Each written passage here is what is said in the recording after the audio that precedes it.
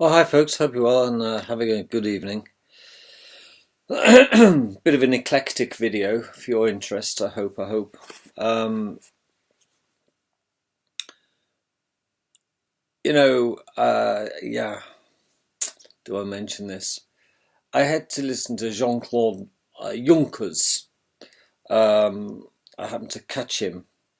Well, he caught me actually, but I couldn't believe what the guy was saying. This bloody German, this Nazi.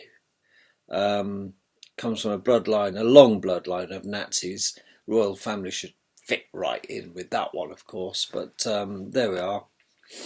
But it did surprise me. But with all the bravado of what's happening, and poor Nigel Farage is sat there amongst all these bastards, but he does fight his corners as Nigel. I'm a big fan of Nigel Farage. Um, Thank God for him. And I wished almost that he'd start his own political party.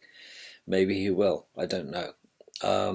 But he'd certainly like garish the people who have a UK column. It's called, which is very interesting.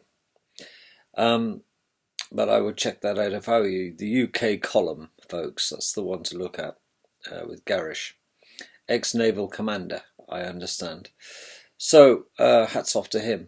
But listening to Juncker rattle on about the Brexit situation, I have to smile at myself.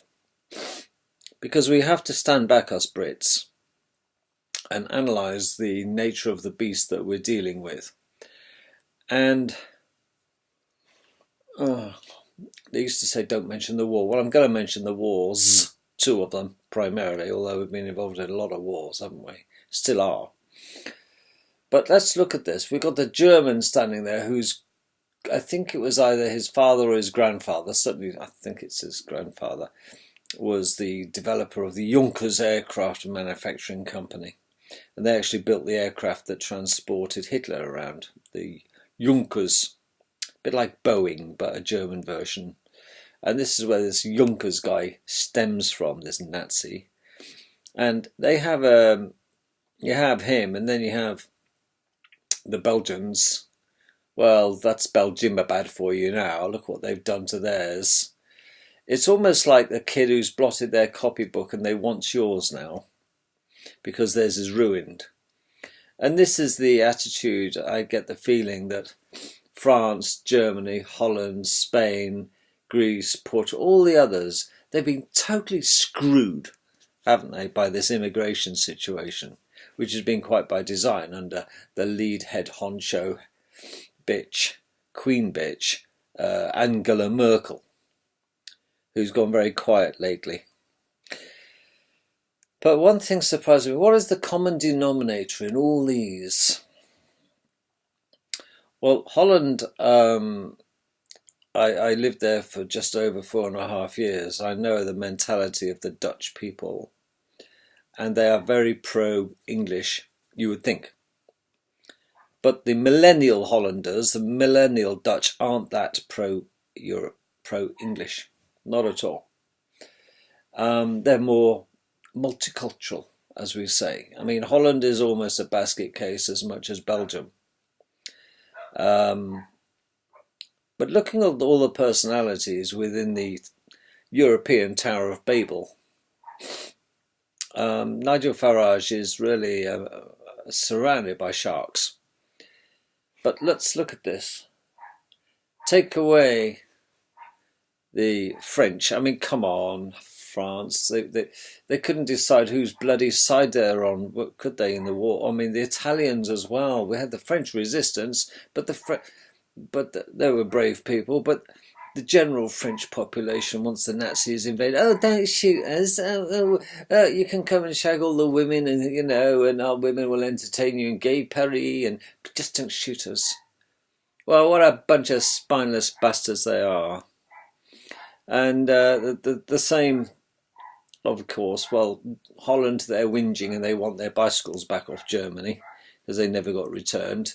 The Dutch just basically rolled over, didn't they? Oh, for sure they did. And then we also have to look at Italy, well, again, you know, well, we'll think we'll join the Brits, and then oh, it looks like the Brits might be losing. Oh, we'll go with the Germans. Oh no, we'll go with the Brit, under Mussolini, and they're indecisive as hell. Bunch of arseholes. The Italians. There's not a straight country amongst them, quite frankly.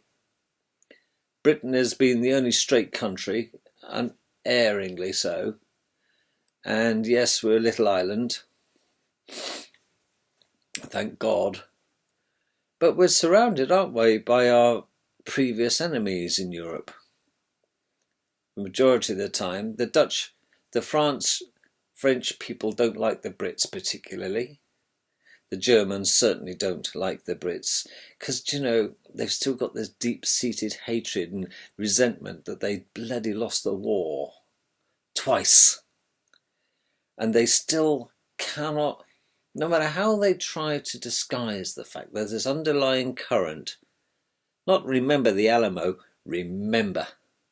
We smashed you once, we've smashed you twice, you bastards. You're trying it again. And Britain coming out the Eurozone and coming out of Europe under a Brexit arrangement, it makes my day. And I tell you why the rest of Europe are bricking themselves. Is because I think, and I've predicted this, not only is there going to be a huge, huge trade war once Britain comes out, BMW, we import a lot of wine from France and Italy. That's two countries that are totally screwed because we'll screw them on the cost of wine. We have, don't we have a lot of BMWs coming into this country for sale? Oh yes, we'll screw Germany. We will get our pound of flesh out of this deal, folks. Don't you worry about that. And they worry about us surviving without them. Are they having a laugh? We've smashed them twice, and we've survived without them on both times. And who is doing who the favour here? Because they're not doing us any favours by having us as members, but they think they're doing us a great favour. Well, talk about delusions of grandeur. They've got such a short little memory, these bastards. I'm very anti-European, strangely enough. I like Switzerland. I like Denmark. I like Sweden. I like Greece. That's about it. I'm not overly excited by Australia, but that's not my fault. And I don't have much dealings with that. But I think that Europeans need its ass slapping yet again, and it's coming. And I'm predicting that very shortly, sooner than later I might add, that there will be a war between Europe and Great Britain and America and our allies. Oh yes, let us not forget that we still have NATO, but the biggest contributor and heavy-handed boss of NATO, of course, it isn't Supreme Headquarters Allied Powers Europe, because Britain is part of NATO, but we also have another treaty, don't we? We also have another plan to fall back on. Because it seems to me that Britain will become isolationist. Okay, and France and Italy and Spain and Europe will gang up on Britain and try to destroy Britain because they still can't get over the war. And it is another war. It'll be a commercial war. Germany hasn't got an air force to speak of, really, has it? Italy is a joke. Holland, well, come on, the Dutch Air Force. Really?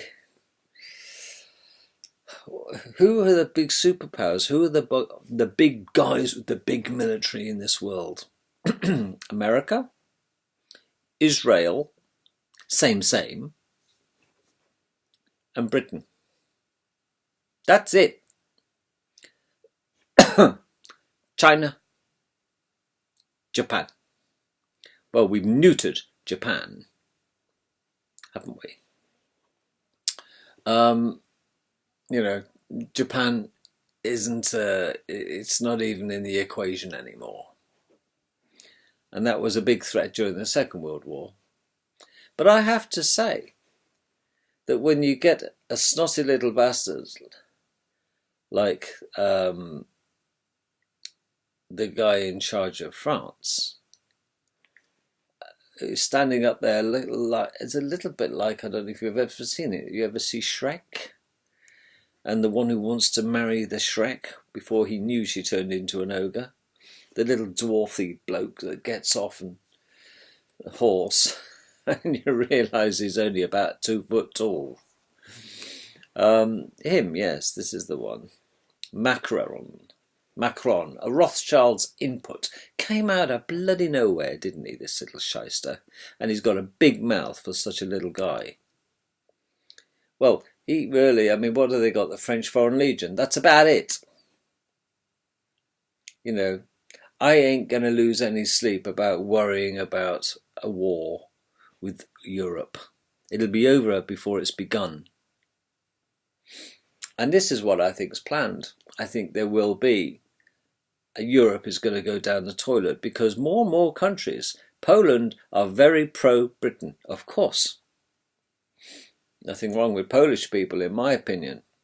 Eastern Bloc countries are generally very pro-British. They are certainly against the Nazis. You see, the dog has no teeth. The emperor has no bloody clothes, does Europe. It's going to be shown for what it is, a quango of rich banksters, and they've had their trousers pulled down to their ankles to be fully exposed, to be the wankers they are. Sorry to be so, I'll curtail my language.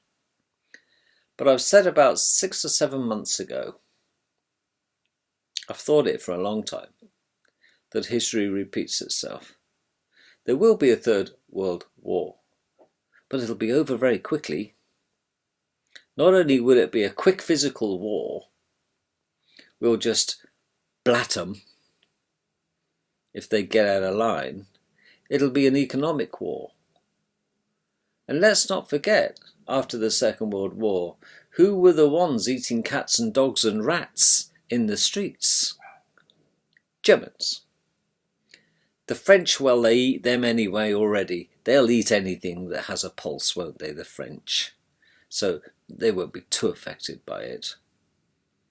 But Britain will never, never, never be under another situation, I hope, where we put ourselves in this situation of being dictated by what in effect was the losers of the Second World War. How very dare they? Who do they think they are, Mr. Junkers? I vote for Brexit, of course. And when we Brexit, Britain has got to be utter bastards back at the Germans and the Italians and the French. They're the three, the triumvirate, sneaky, snidey bastards. Well, you watch this space for international politics in the next couple of years. You will see a turning of the tide like you can't believe.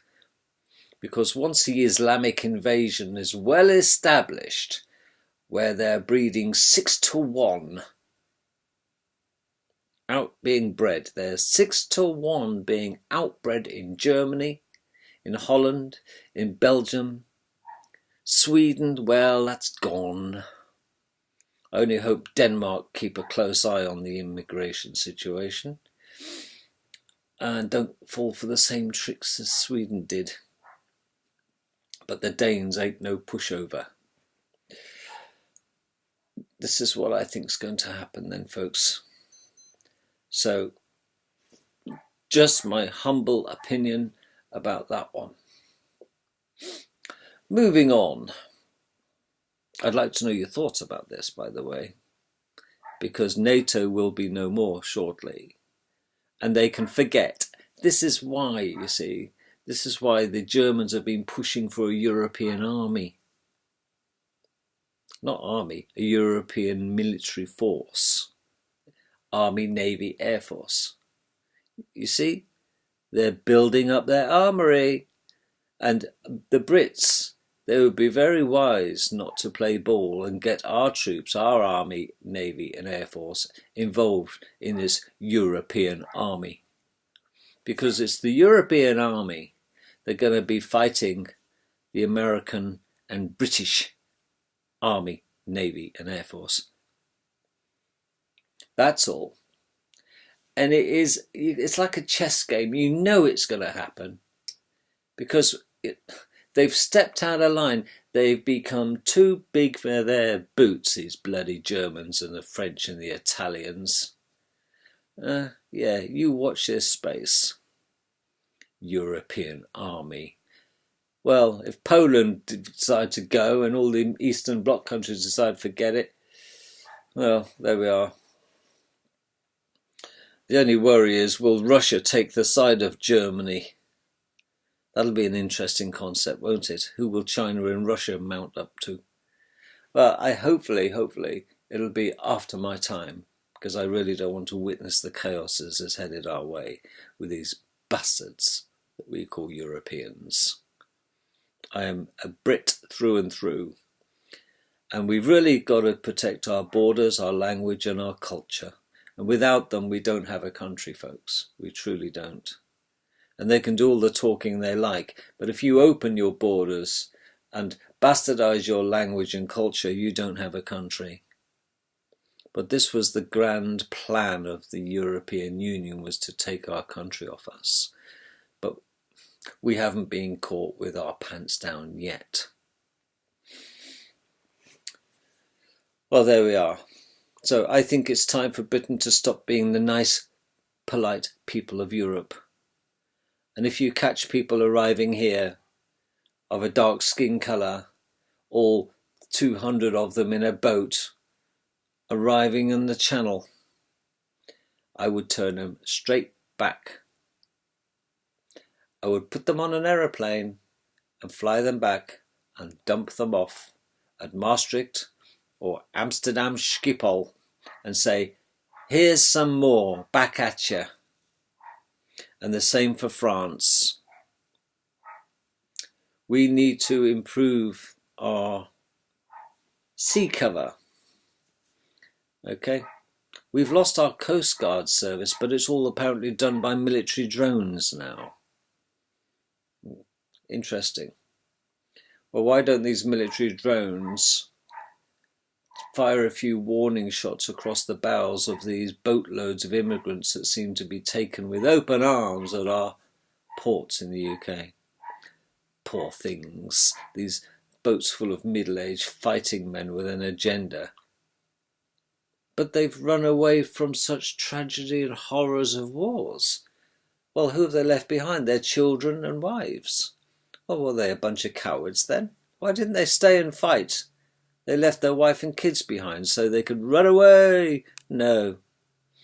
They came here so they could pick up more wives and breed more. That's all, and create terrorist activities on the UK mainland. That's all. But you can't say that without being called a racist. How very dare you? But there's statistical certainty that we have to stop this, otherwise we're not going to have a country to worry about. It's all about destroying the United Kingdom, and the Queenie's done quite a good job, as our politicians have to some degree, of destroying our country. The Queen has sold us down the Swanee with the bankers. But that's for another video. On another note,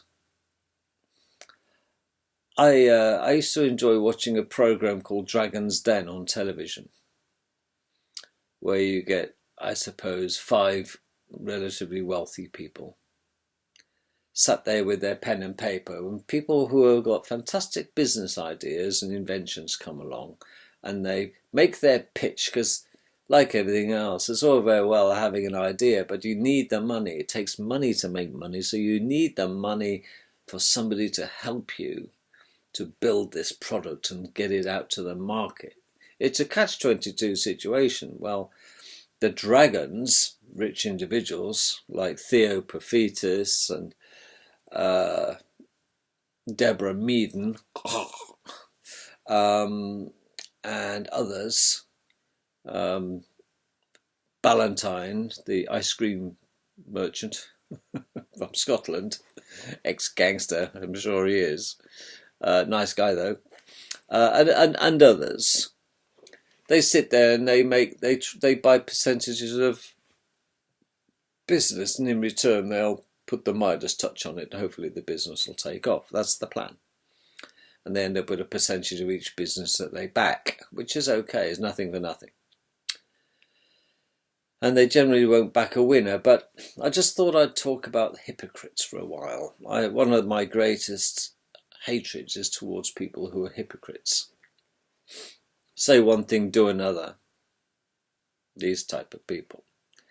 Do another when it suits them, but castigate to the bowels of hell those that are seen to do something a little selfish, when really the dragons are the most selfish, egotistical, money-grabbing shysters you'll ever want to meet. Because quite frankly, nobody gets truly wealthy without screwing someone else over.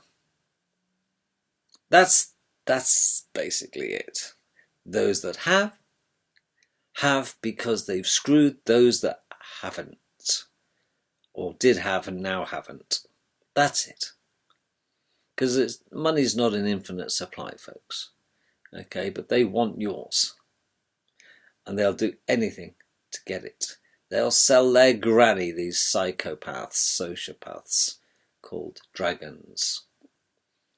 They didn't get where they are today by being Mr. and Mrs. nice people, did they? Of course not. But hypocrisy is a trait in a human being which I find one of the most repellent traits. Why do I say this? I'll give you an example, and you tell me what you think. All 4 or 5 of the dragons were sat there, and the new guys come in. These terrific guys come in, and they make a pitch. They've distilled this new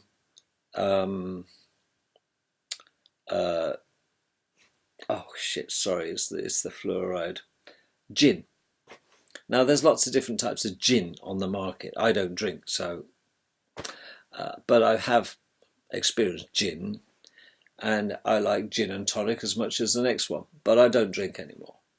Used to. And this couple came on to talk about marketing. This actually is one guy came on, and he lives in the north of Scotland in a croft, and he's developed this wonderful recipe for this like very subtle, nice tasting gin, and it's going to be brewed by a special great granddad's recipe, and it's all just him and his dog, you know, and he's got this, and he's after investment, and he's already got beautifully marketed. I mean, the guy spent a lot of his own money in making the bottle beautiful. It's a nice piece. There'd be a lovely bottle to put on the side and just look at it. You know, he's done a wonderful job, but it's still alcohol, and it's still gin, although it has a distinct, subtle flavour. So he goes and pours all the dragons a little bit of his gin, and they're looking at his bottle, and hoots them on, and, you know, he's a very Scottish guy, he's a nice guy.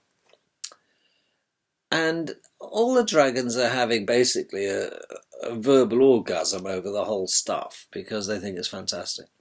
So the 4 dragons or 5 dragons are fighting over who's going to invest. And Peter Jones is one of the big interests, along with Deborah Meaden, and there's another the fat bitch from Yorkshire. I don't know what her name is, but she's used to be an investment banker, I suppose. But um, I wouldn't give it a second or third or fourth glance, to be honest with you. But hey ho, she thinks she's gorgeous, and she's yet to make an investment in anyone. I've been watching Dragon's Den for a long time. Still yet to see her make an investment in anybody. She's one of these great, tight, fat bitch, northern type women who, like, it's well, it's not the right time for me. It's out of my product range. It's not in my knowledge. When is she going to put her money where her mouth is instead of getting the camera to pan on her fat, ugly face all the time? She's not going to do anything. She hasn't, as yet, in my experience, invested in anybody I've watched. And I've watched a lot of Dragon's Dens because I like listening to people's ideas. And all the dragons do is steal their ideas, of course. But anyway, the gin. They, two out of them, Peter Jones invested, and I think it may have been, who was the other one that invested?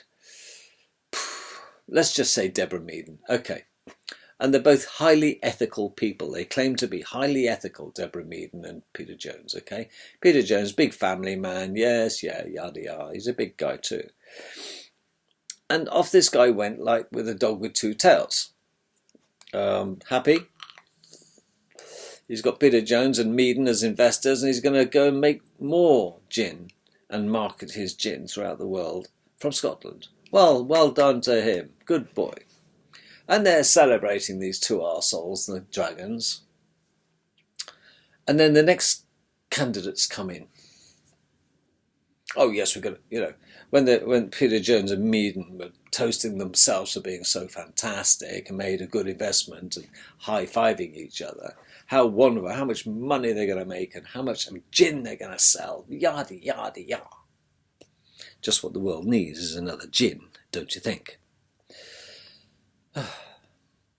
The next guy comes in, next couple of lads, probably about 25 years old, pair of them, lovely lads. And they said, oh, we've got this business, and all the dragons are sat there with their pens, as they do. What is it? And in the showroom, there's like a Ferrari and a motorbike, really nice.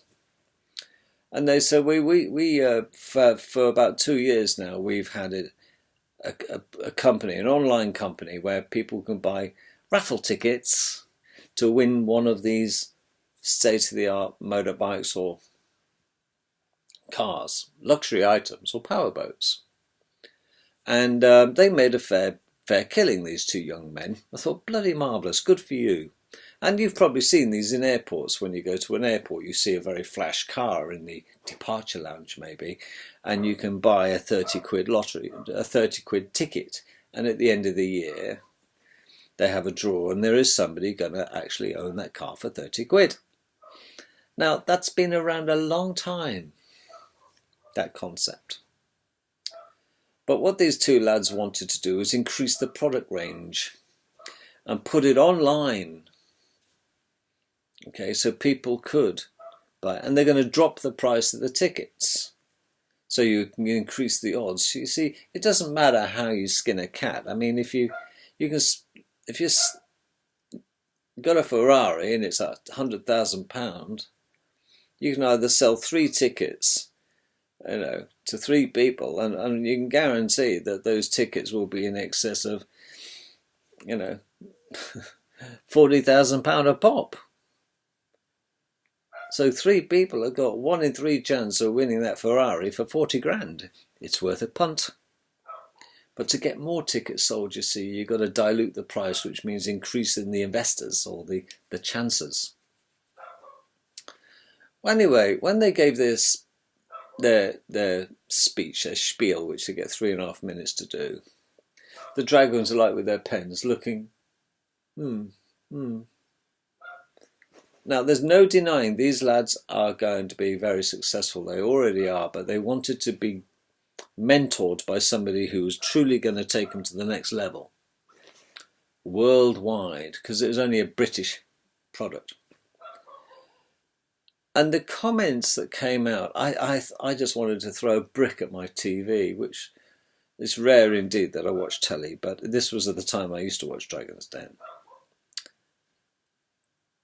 They said, well, Peter Jones harped up, probably half cut on gin at this stage. He says, I think it's a very unethical business. What you're doing, you're promoting gambling. Well, that's what it is, the same as bingo. Okay? You're promoting gambling. And then chirping in the background came the other gin maniac, Deborah Meaden. Yes, I agree, because there's lots of families out there who are scrimping and scraping to make ends meet. I thought, my heart's bleeding for you, Deborah. No kids, inherited her wealth, by the way, to start off with. So she's not a self-made multimillionaire. Yes, it would encourage families to break up because everybody's in a state of penury at the moment, and you're just encouraging them to gamble. It's a terrible disease, gambling. Well, I tell you, I switched the telly off in utter disgust. I thought, you bunch of arseholes. You know, I've never seen somebody place a bet or buy a lottery ticket, which is gambling, and then go home and knock their shit out of their wives and smash their home up. Or create hell in a home. But I've seen a drunk do it, someone who's an alcoholic. But for Deborah Meaden and Peter Jones to promote the consumption of a spirit called gin and make such, oh yes, it's so cultural because we do it, and then rip these two young entrepreneurs a new one by saying they're promoting the devil because gambling's bad. Well, what are the dragons doing? They're gambling in another form, but it's the hypocrisy, because nobody gambles and drives and has an accident, do they? But people drink and drive and kill innocent people in car accidents, motorbikes and crashes, don't they? I work with some people, historically, that I know have a gambling addiction. But they're very good and functional at work. But you can't say that for somebody who's half cut or pissed when they come to work. They get sent home or arrested. I don't see anyone who's addicted to gambling who's naturally bloody violent and smashes people in the face and hurts and beats their children up or their wives or destroys marriages. Yes, debt destroys marriages. Lack of money destroys marriages. Because when the bills come through the door, the love goes out the window. But I tell you, if there's a choice for me whether to live with somebody who's a gambling addict or somebody who's an alcoholic, violent one, I would rather live with the gambler. You know, what's the worst thing that can happen? They'd end up broke. But there's lots of worse things that happen every day in our streets, in our homes, in our society, in our hospitals, in our workplaces, when you get somebody who's a pisshead, alcoholic. And there are functioning alcoholics out there, and there's a lot more than you give it credit for walking our streets. They drive, they're a menace. And it's not their fault. The millennials are facing a huge alcoholic crisis in the UK with binge drinking. Our streets are violent places on a Thursday, Friday and Saturday nights, possibly Sundays too. But I don't see somebody buying a 30, 20, 15 quid lottery ticket online, whenever they like, to win some luxurious item. I don't see the harm in that, because that harm, even if there were a bit, is nothing compared to the harm that alcohol does to our society. when it gets out of hand in the wrong hands. And yet Peter Jones and Deborah Meaden, these oh so morally